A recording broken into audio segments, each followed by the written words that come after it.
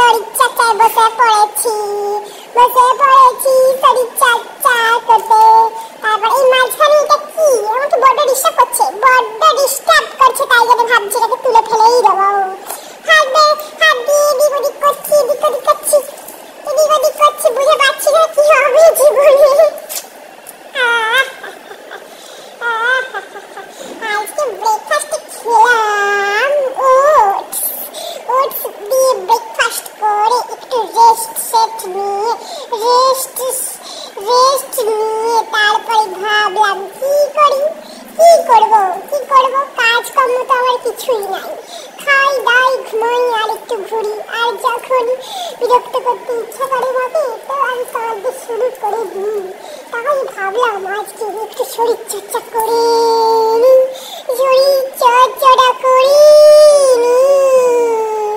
আমি কি করব কিছু বুঝে পাচ্ছি না।